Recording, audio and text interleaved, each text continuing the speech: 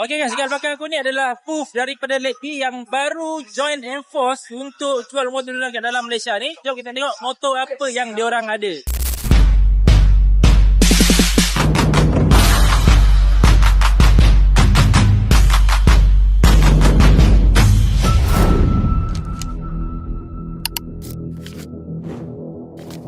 Okay, untuk Lady ni dia ada macam-macam jenis motor lah kalau tengok daripada sini. Okay, daripada skuter saiz kecil sederhana, ada motor besar sikit, ada style bobber dan juga ada adventure punya motor. Okay, untuk yang ni tersilaku 125cc. Tapi ni belum launch lagi lah. Nama dia apa? Nama dia Neon. Okay, masih belum launch lagi. Daripada Lady. Oh, floorboard dia aku suka lah tengok. Cantik floorboard dia. Warna-warna macam ni, lawa. Nampak? Dia duduk macam naik apa? Vespa kan? Macam lah. Okay. And then dekat sini ada 700cc punya motor. Dia dah ada juga motor cc besar 2 silinder. Okay, boleh dapat kat sini 2 silinder, disc brake, caliper daripada Jejuan, dual disc. Okay, ada ABS juga. Shock belakang, suspension. Okay, belakang datang dengan caliper Jejuan jugalah. Okay, single disc, dual channel ABS. Okay, dia LB 700cc ni. Ni nama dia, Hotter LB 700cc. By the way, this one belum masuk dalam market Malaysia lagi lah. Okay, yang itu adalah bobber 500cc. Engine dia, bukan V-twin, engine biasa je. Ni bobber pun datang juga, style dia bawa masuk. Okey juga bagi aku, lawa juga. Cumanya kalau tak berapa biasa bawa bobber ni, dia agak susah sikit untuk cornering. Okay, this one ada, ni berapa cc tadi, lupa lah. Ni adventure punya motor lah.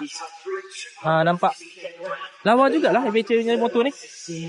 Apa nama motor ni? Flygon. Okay, Flygon. Ni nama dia, Flygon. Okay, single cylinder. Ada crash bar dekat sini. Okay, dia punya caliper daripada apa ni nama? Henji ke apa dah. Okay, so single disc depan lah. Suspension USD fork. By the way, ni belum masuk market lagi. Okay, datang dengan 2-piece seat. Dah ada top brake kat belakang sini. Rack dekat tank pun dah ada lah. Nak letak bag ke kan, senang dah kat sini. Tak payah nak tambah-tambah apa aksesori lain. Tinggal letak bag sahaja. Saya beli bracket dah. Untuk exhaust dia letak dekat atas. Mana lubang exhaust dia? Oh, sini. Sini lubang exhaust dia kan. So exhaust dia kat atas. Aku rasa dia memang dicipta untuk off-road lah. Okay, saya belakang agak besar ni. Apa saya belakang dia ni? Besar gila ni. Saya dia. Ada saya tak nampak pula. 18014. Tak nampak lah. Okay, tapi 14 inci lah. Rim 14 inci tapi saya ada bapak besar nak mampus. Okay, so ini adalah Flygon lah untuk motor adventure. Okay, untuk Late V ni juga, dia dah collab dengan W Moto. So, dekat sini ada Hawk 200i yang baru dilancarkan. Harga dalam 8,000 lebih je.